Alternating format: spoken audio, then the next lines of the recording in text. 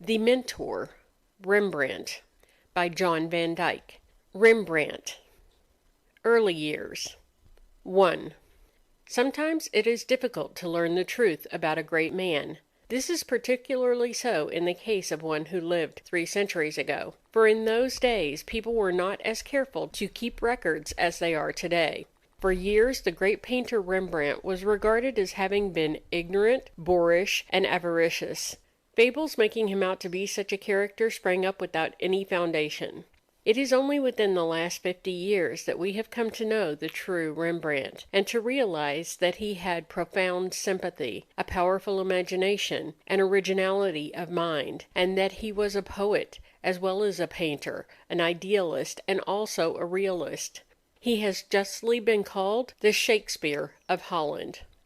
Rembrandt Harmens van Rijn, for that is his full name, was born at Leiden, a town near Amsterdam in Holland, on July 15th, 1605.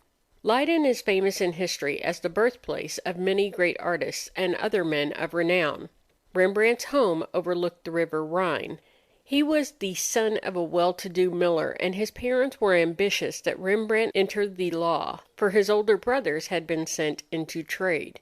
At that time, Holland was entering upon her great career of national enterprise. Science and literature flourished. Poetry and the stage were cultivated by her people, and art was made welcome in every town, large and small. So Rembrandt, after he had been sent to the high school at Leiden, decided to become a painter, for already within him he felt the first urgings of genius.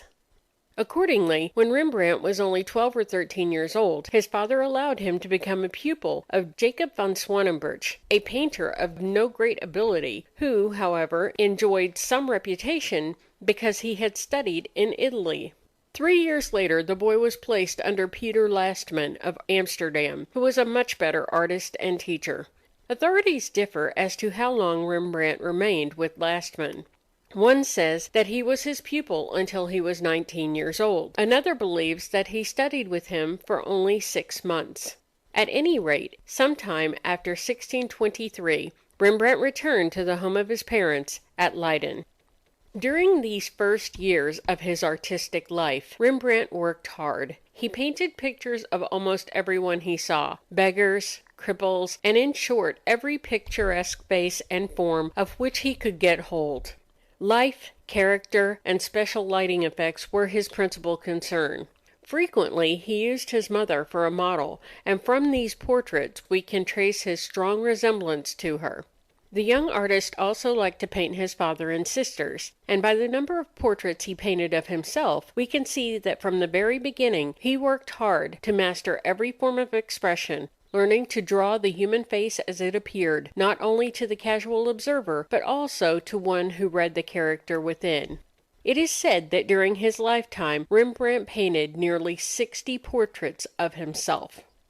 Time went by, and the young artist of Leiden was attracting the attention of art lovers in the great metropolis of Amsterdam. Some of them urged him to move there, and feeling that he was now strong enough to stand alone, Rembrandt rented a large house in Amsterdam and removed there in 1631.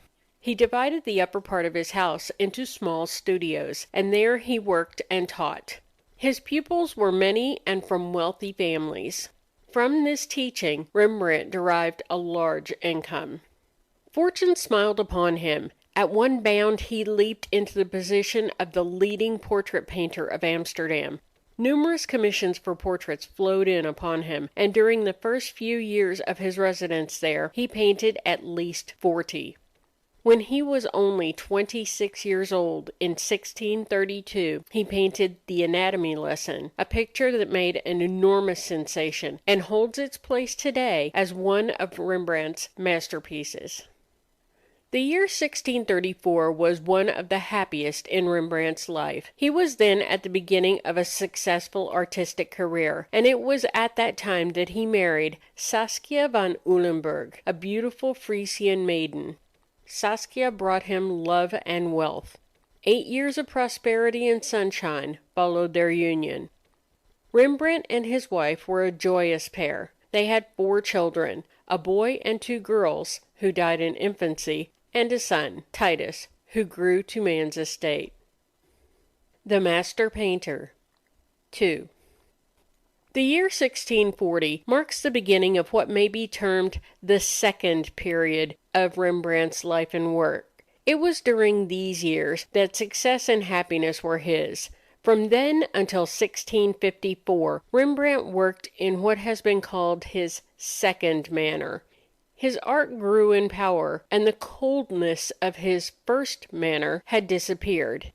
He had passed through a period of exaggerated expression and had come to a truer, calmer form of painting. It is interesting to compare his own portrait painted in 1640 with the earlier portraits of himself.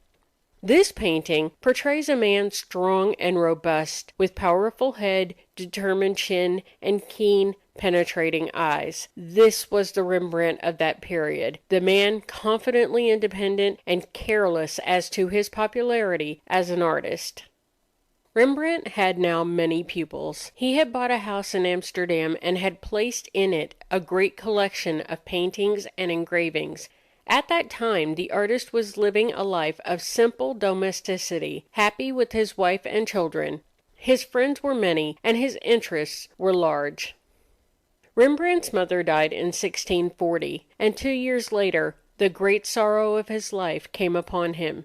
His wife, Saskia, died. This changed everything for him. The events of his latter days are clouded in obscurity. The terms of Saskia's will are interesting, in that they may throw some light upon a later action of the artist's, which will be related further on. She left her money to their son Titus, with Rembrandt as sole trustee, and with full use of the money until he should marry again, or until the marriage of Titus.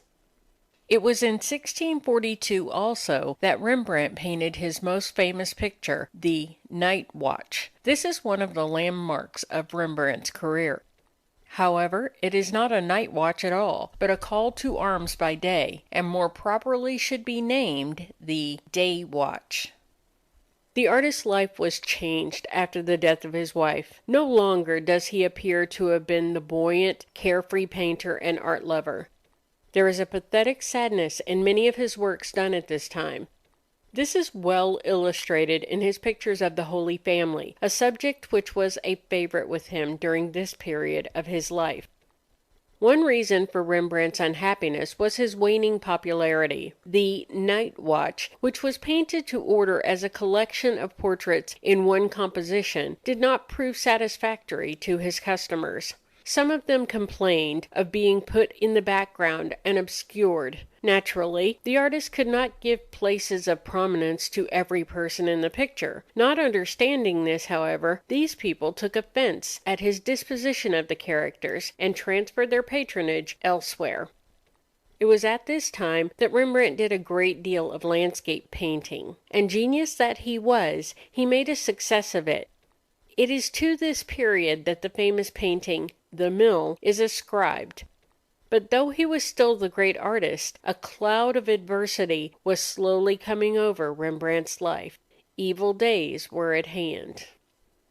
Last years. 3. During the last part of the 17th century, money was scarce in Holland. Long-continued wars and civil troubles had worn out the country. Financial depression overwhelmed Amsterdam, and in addition to this, the taste in art changed, and Rembrandt and his pictures were neglected. Most of Rembrandt's money was tied up in his house and in his large collection of valuable pictures, and when his paintings ceased to be in demand, he was forced to borrow money. Very little is known of the artist's life at this time. He was living with his servant Hendrickje Stoffels, and in 1654 a child was born to them. To her Rembrandt gave the name of Cornelia, after his much-loved mother.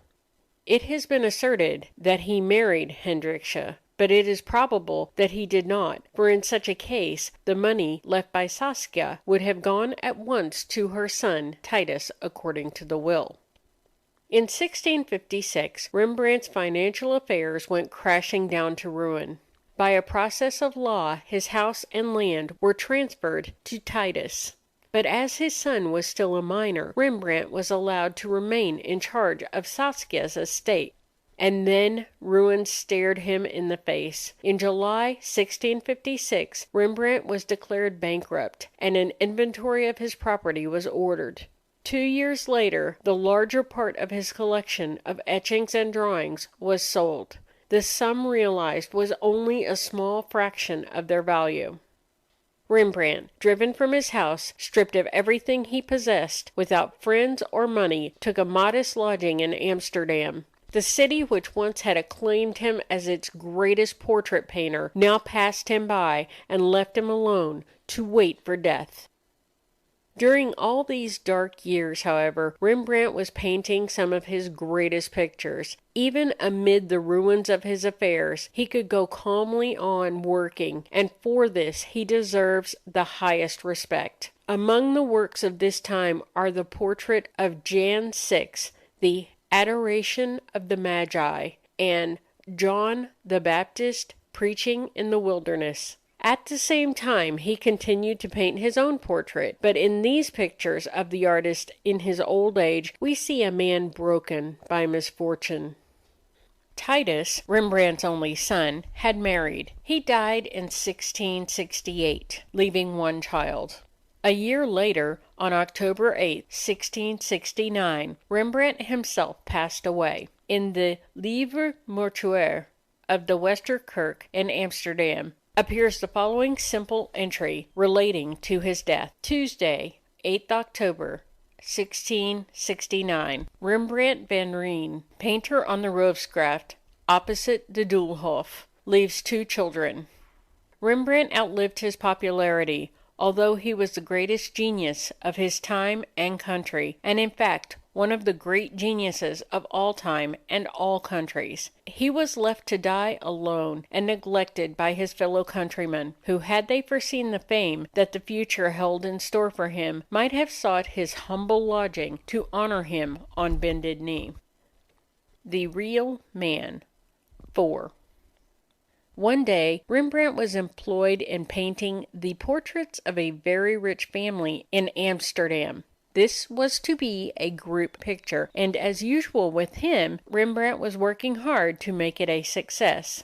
While he was painting, someone opened the door of the room in which he was, and brought in the dead body of a monkey. The appearance of this funny little creature appealed to the artist at once. He wanted to make a picture of it right away, but the only thing on which he could make the drawing was the canvas on which he was painting the portraits of the rich family. So Rembrandt, without hesitation, painted the monkey in among their portraits. They were very angry, of course, but in those days Rembrandt was at the height of his career, and he did not have to concern himself about how his customers felt. This little incident, whether it is strictly true or not, illustrates one side of Rembrandt's character. When he was most successful, he was carefree and independent. It may have been this independence that brought him to his ruin, although in all probability it was the indifference of his fellow citizens to his work.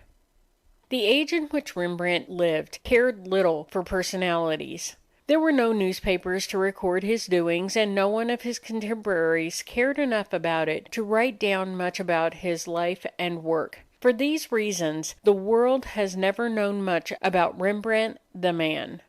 We know that he was light-hearted, headstrong, and extravagant. We know that he was neglected and died poor and feeble. But we know little more than this, although of late more reliable information concerning the life of this great painter has been found.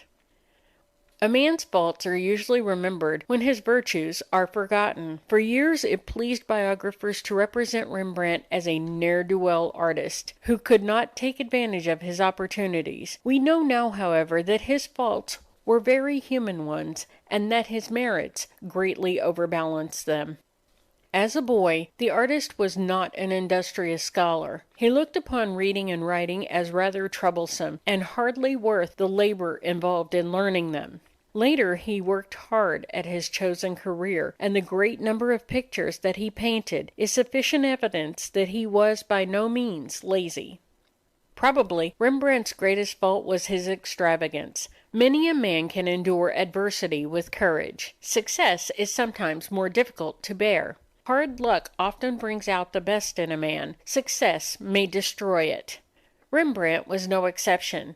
He spent his money freely, and like the grasshopper of the fable, sang happily through the summer, with no thought of the cold to come. He liked to attend sales of works of art, and he gladly paid huge sums for any pictures that caught his fancy. It is said that the dealers came very soon to know his rash and reckless methods, and would push the prices far up, confident that Rembrandt would meet them. At the same time, the artist liked to buy expensive jewels for his wife. He loved Saskia devotedly, and he wanted her to have everything of the finest. This manner of open-handed living naturally played havoc with his finances. When Saskia died, Rembrandt was heartbroken. His customers fell off and many troubles overwhelmed him. His friends helped him as much as possible, but money ran through his hands like water through a sieve, and he could not seem to control his expenditures.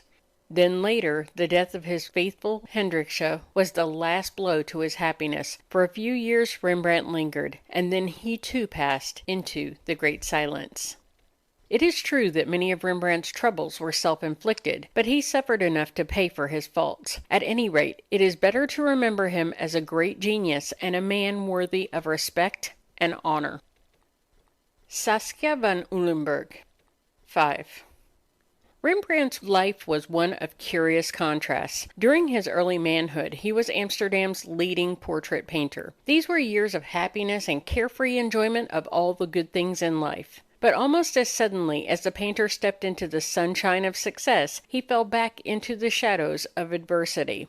One of the principal causes of his happiness was his wife, Saskia. Just as her entrance into his life coincided with the period of his greatest prosperity, so her death marked the beginning of his darker years. It would seem almost as though Saskia were his guardian angel, and that with her departure, Rembrandt's star began to descend. Saskia van Uylenburg was the 9th child of a wealthy patrician family of Friesland. She was born at Leeuwarden in 1612. Saskia became an orphan at an early age, and then she made her home with one or the other of her married sisters in turn, and finally with a cousin who lived in Amsterdam. It was at the house of this cousin that Rembrandt met her. Charmed by her youthful grace, he obtained permission to paint several portraits of her. Saskia at this time was a slender girl, rather small of stature. Her features were very regular, and her eyes were of a beautiful brown shade, matching her soft reddish-brown hair. Her brilliant complexion was the envy of her less favored companions. The young painter soon showed that he took a special interest in Saskia. He bestowed great care on her portraits, and was in her company as much as possible. He himself was young, attractive, and good-looking, and we may be sure that Saskia's family did not frown upon his suit. They probably realized that Rembrandt would make an excellent husband for their ward. Rembrandt's father had died some time before this, and his mother gladly gave her consent to the marriage.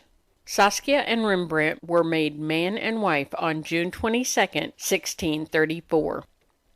Their life was very happy. Rembrandt's tastes were domestic, and he was never more pleased than when planning his wife's happiness. He centered his whole thought and energy upon her. Saskia, simple and loving, was governed in all things by his wishes. She was entirely devoted to him. Rembrandt liked to use Saskia as his model. Some of the better-known pictures for which she posed are her own portrait in the Castle Gallery, The Jewish Bride, painted in 1634, which is now in the Hermitage in Petrograd. Sophonisba receiving the cup of poison from Massinissa in the Prado at Madrid, which is also dated 1634, and the famous painting of Saskia and himself, now in the Dresden Gallery, and done about 1635, which represents Rembrandt in military costume, seated at a table with a long glass of sparkling wine in his hand, and Saskia perched on his knee. At this period in his life, everything seemed to smile on Rembrandt. He was extravagant and did not know the meaning of the word save. Saskia's health had not as yet given cause for anxiety, but sad days were to come. 3 children were lost in rapid succession. In 1641, the only child of theirs who survived was born. His name was Titus, after Saskia's sister, Tisha. But the young wife did not live long after her son was born. Her health broke down, and an etching made by Rembrandt about 1640 shows her with sharpened features, feverish eyes, and an expression of pensive melancholy. The happy days were over. Their brief union, begun in joy, was soon to end in tears. As if in prophecy, Rembrandt's anxieties were deepened by another sorrow, the death of his mother in 1640. Saskia's illness made rapid progress. Day after day she faded, and no longer did the artist have any delusions as to her recovery.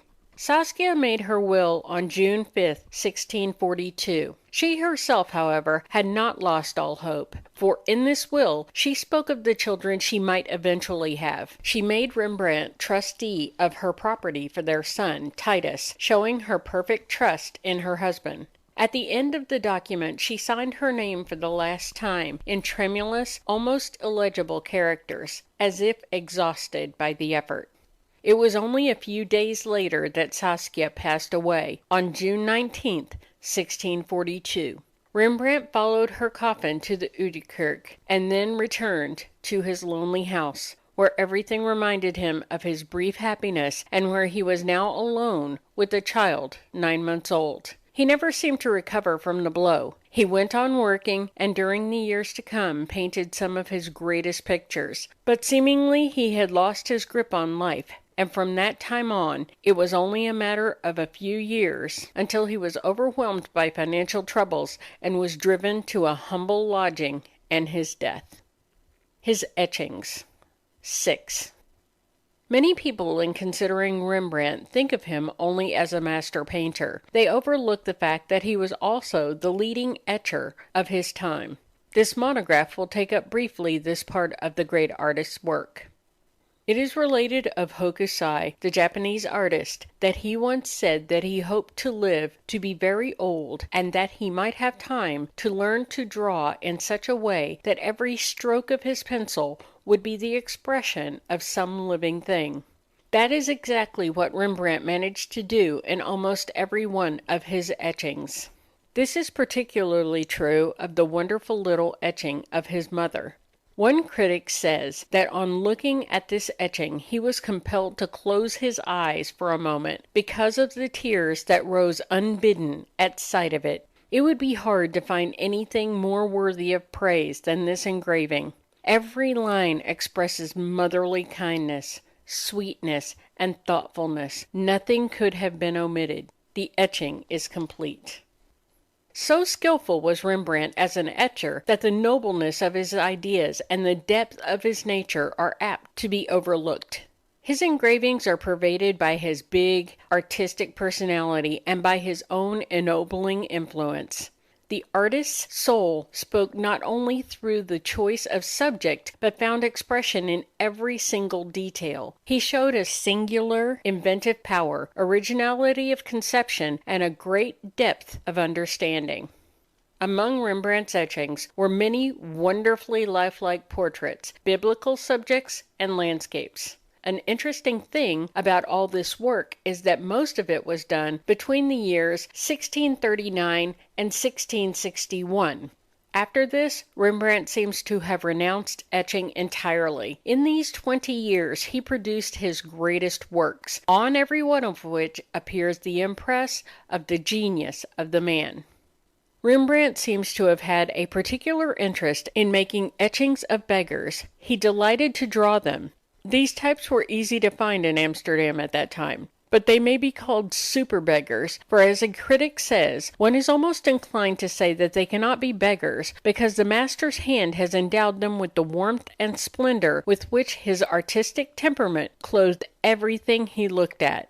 Some of Rembrandt's etchings have brought great prices. In most cases, however, these prices varied because of the state of the plates. The points of difference between these states arise from the additions and changes made by Rembrandt on the plates. A single impression of one of his etchings, Rembrandt with the sword, was bought for about $10,000 in 1893. Another, Ephraim Bonus with Black Ring, brought about $9,750, while a third, the 100 Guilder print, fetched about $8,750. Some may find in Rembrandt's etching much that at first appears rough and uncouth. More apparent skill and ease in drawing may appear to have been shown by other etchers, but Rembrandt's work may justly be termed big, for it was conceived on a grand scale by a genius and master. The visitor to the Netherland art galleries should leave his notions of Greek and Italian art with his umbrella at the entrance. Holland is no place to talk about canons of proportion or types of beauty or ideals of any kind. The Dutch are now, as they have always been, a people confronted by the realities of existence and see life, literature, and art as facts rather than as fancies. There has never been much romance about them, but on the contrary, a realization of the existent, a grasp of the truth and vitality of things, a keen penetration into the human problem. There never was any need for far-fetched fancies or ideals. The life about them interested and impressed them, and from the very beginning, the Dutch painters were painting the portrait of their own land and people.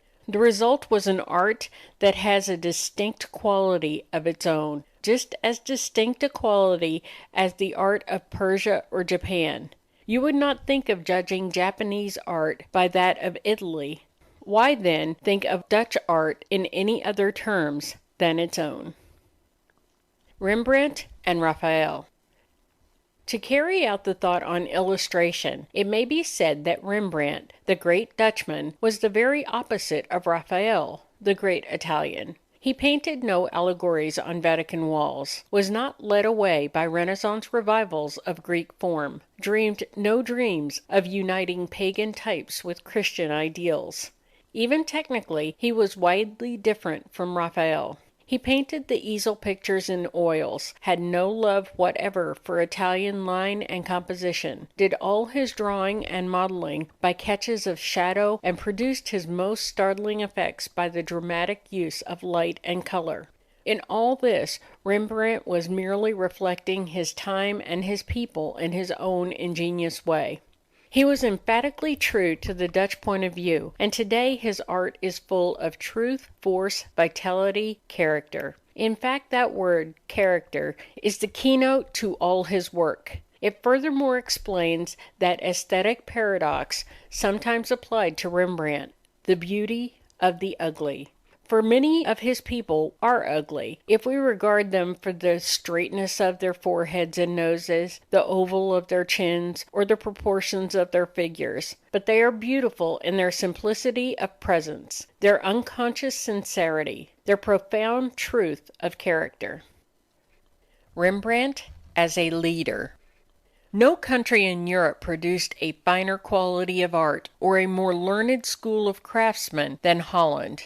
There was a master genius there as elsewhere, and that genius was Rembrandt. He came when Holland had reached her highest pitch of power, came on the crest of the wave of which he and his fellow painters were the light and color. He has been acclaimed as her great painter, and he deserves that title, for of all the Dutch masters he was practically the only one who was universal in his scope. His art alone, in its appeal, travels beyond the confines of the Netherlands. What he has to say is world-embracing and finds sympathetic response with all peoples. He is profound in his humanity, in his penetration into life problems, in his sympathy with his fellow man. The poor, mean-looking Amsterdam Jews that he portrayed in so many of his pictures are pathetic in their humility, their suffering, their patience. He was always taking for models the humble, the despised, the lowly. His heart seemed to go out to them. His biblical pictures. And with such types, what a new interpretation he gave the Bible. How he realized Bible truth and brought it home to his own people by using the Jew of the quarter and the boar of the polder for models. Look at the Supper at Emmaus, Look for the intensity of the types rather than any regularity of form. What pathos in the pale, blue-lipped Christ with the phosphorescent glimmer of the tomb about the architecture at the back. What amazement in the disciples at the table. What fear in the boy bringing in the dish. This was perhaps the first time in art that the supper at Emmaus was made real and believable. The story was not only realized, but humanized. All of Rembrandt's biblical pictures were of this nature. Look again at the Manoah's Prayer, or the Tobit and the Angel, or the Sacrifice of Abraham.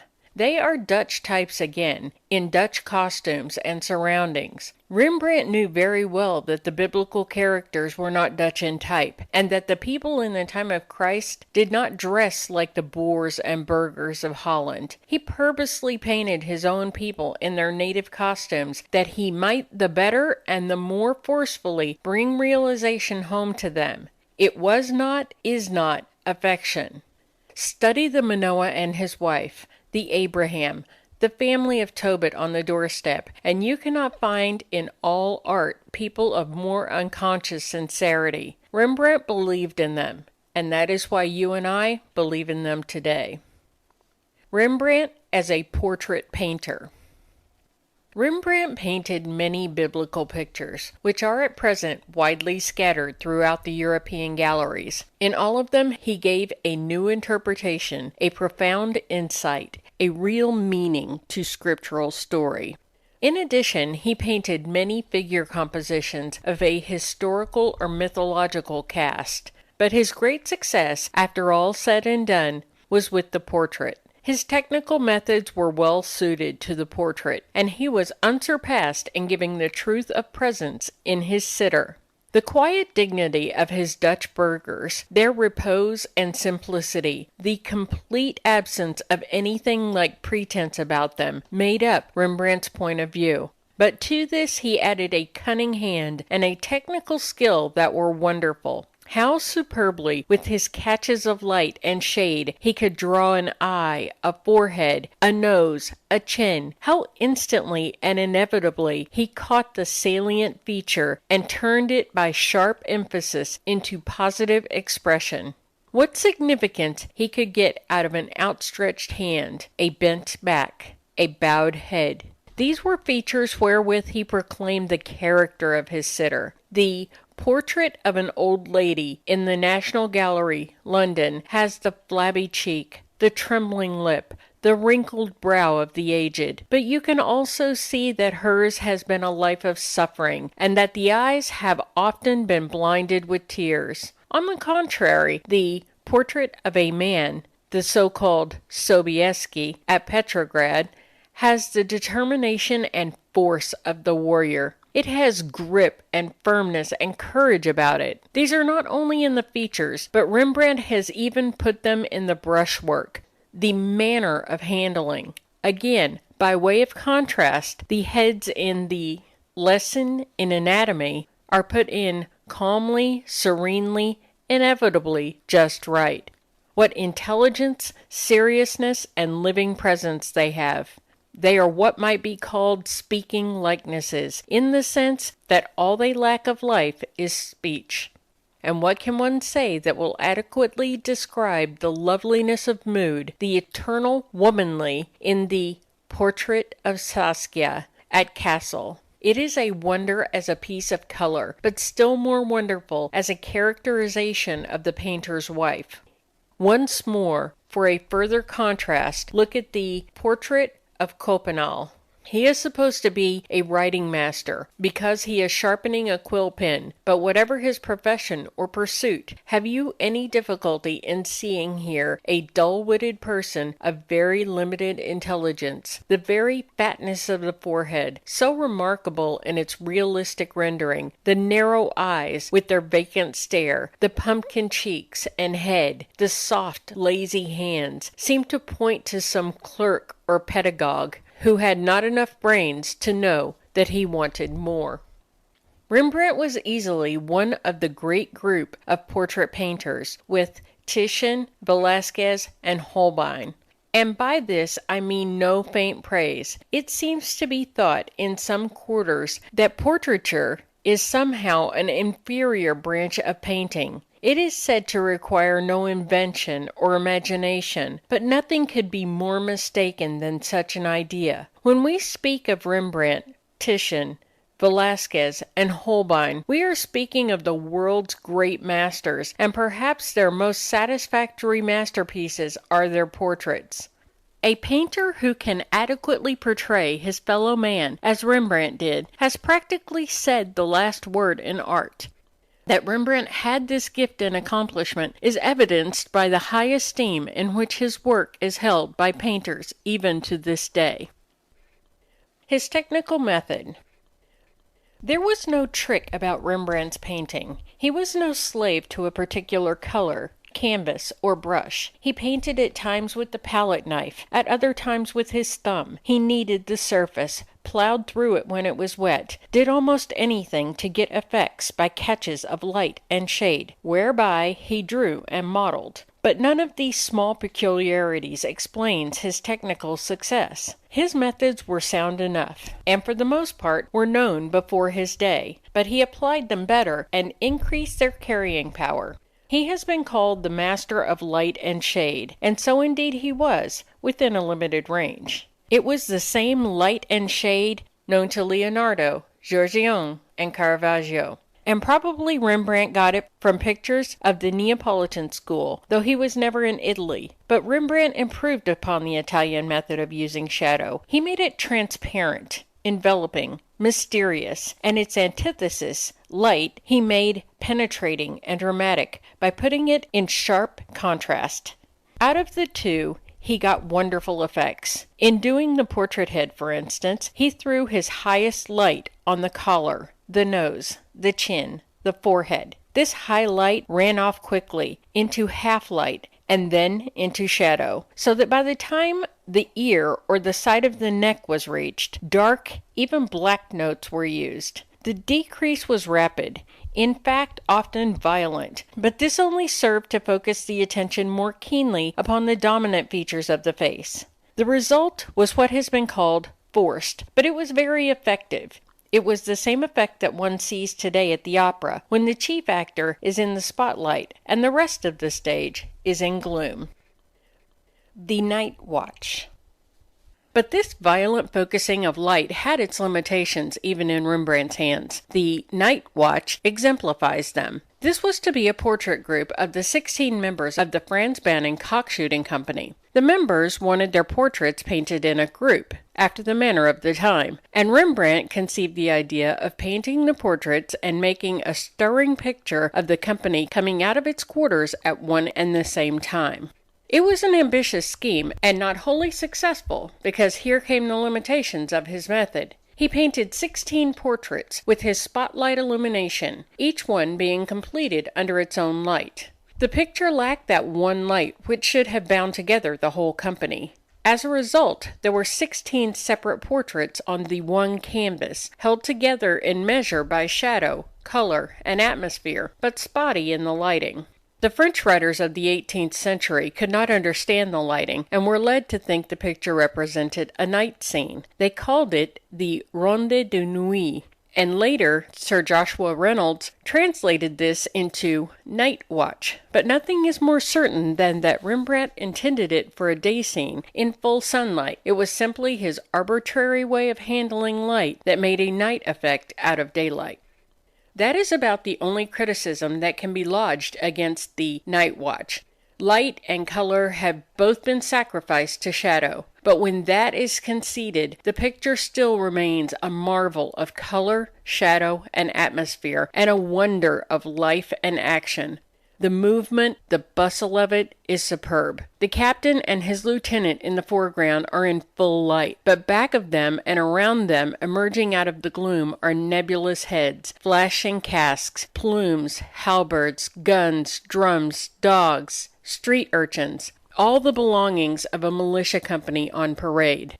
They are not only wonderful in their action, but in their mystery of appearance, coming out of shadow depths into light. Of course, the picture was not entirely satisfactory to the 16. They had bargained for their portraits, and little knew then how cheaply they were purchasing immortality.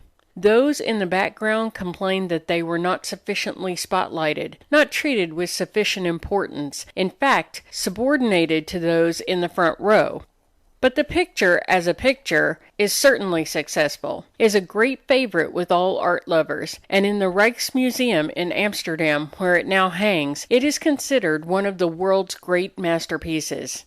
Truer lighting, that is, truer to the facts of general illumination, is seen in the earlier Lesson in Anatomy and the later Syndics of the Cloth Hall, but neither picture has the fascination nor the imagination of the Night Watch. Rembrandt's styles. Rembrandt's work is usually divided into 3 different periods. At first, his method of handling was calm, measured, even at times smooth. His light and color were gray, as also his backgrounds. This period has been called his gray period. The Lesson in Anatomy, the Sacrifice of Abraham, the Koppelnol, the Elizabeth Bass, the Old Lady of the National Gallery, London, all illustrate this early manner. It was gradually encroached upon and finally superseded by a fuller, freer handling of the brush, with much warmer color and light, tending toward reddish gold. This has been called his golden period, and marks the midday of his career. The beautiful Saskia at Kassel and the so-called Sobieski at Petrograd illustrate the beginning of this period, the changing from gray to warmer notes of red, yellow, and gold. The Woman with the Pink at Kassel, the Minoa's Prayer at Dresden, the Night Watch were done further along in this middle period.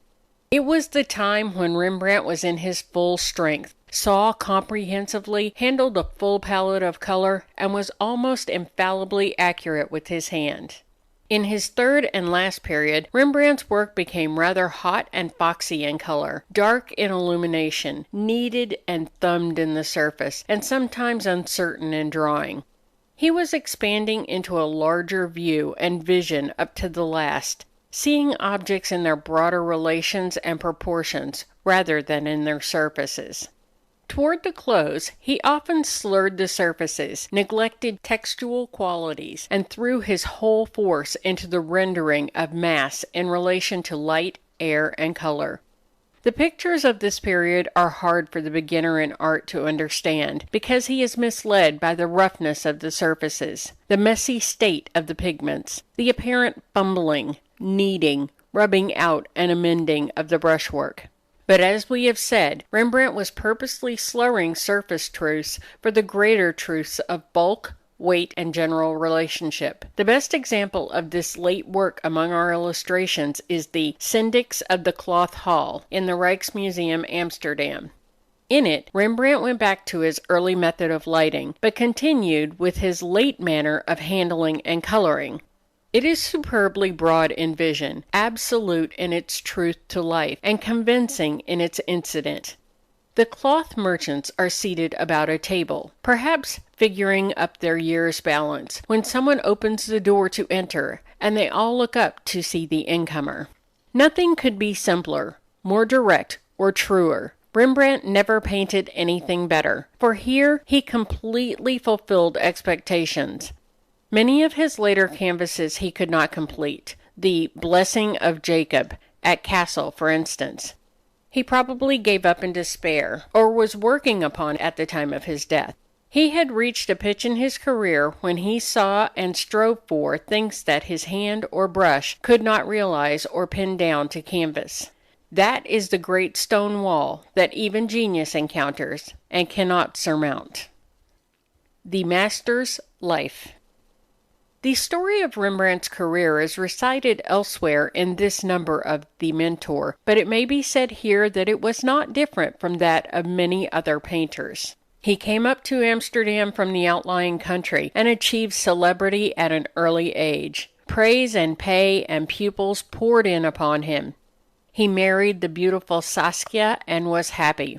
But as he expanded in vision and methods, he went beyond the understanding and the appreciation of his public.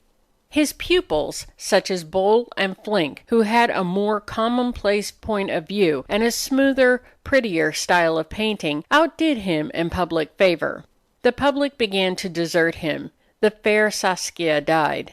The great master fell upon evil days, and finally passed out in penury and want, evidently neglected and possibly forgotten by the age and people he had done so much to glorify. The record of his death in the burial book of the Westerkerk, Amsterdam, is pathetic in its meagerness. Tuesday, 8th October, 1669. Rembrandt van Rijn, painter on the Roosgraft, opposite the Doolhof, leaves 2 children. It almost looks as though he were identified only by the squalid quarters in which he died. And this was Rembrandt, the greatest master north of the Alps, and a genius of almost Shakespearean quality. Many pictures attributed to him. A fine gravure reproduction of this painting appears in The Mentor, number 28. It seems that not only was Rembrandt and his art misunderstood in his own time, but that he is still misunderstood at the present time. This is in measure due to many pictures which are mistakenly attributed to him. One need not be an expert to find it strange that of 20 pupils of Rembrandt who painted more or less in his style, there remain hardly 20 pictures apiece, and some of them not even one. What paralyzed their hands or destroyed their works? What became of their pictures? You begin to get a glimmer of light when you understand that to Rembrandt there are assigned 1,000 or 1,500 examples, that these are painted in 15 or 20 different styles, though all superficially resembling Rembrandt's style. Almost everything that is Rembrandt-esque, or even casually resembles Rembrandt, has been signed up and sold as his since the master came back to popular favor. The name is one that now brings thousands of dollars in the auction room, and what wonder that it is often misused. These Rembrandt-esque pictures were done by other hands than his, are pupils' works, or school work, or copies, or in a few cases, forgeries. Rembrandt's work has never been critically studied as that of Leonardo or Giorgione. Strange again, is it not, that Leonardo and Giorgione, in the final analysis, should have less than a dozen pictures apiece left to them, while Rembrandt should still be given his 1,000? Northern art has not had a critical searchlight turned upon it, as had Italian art 30 years ago. When it does, the present catalogue of Rembrandts will crumble. In the meantime, the art student would better accept Rembrandt only in his best authenticated works, such, for instance, as are reproduced in this number of The Mentor. Half of the so-called Rembrandts in the European galleries are now to be taken with a grain of salt. They may be, and often are, exceedingly good pictures, but they are not by Rembrandt. End of chapter 2. Recording by Myra Parker.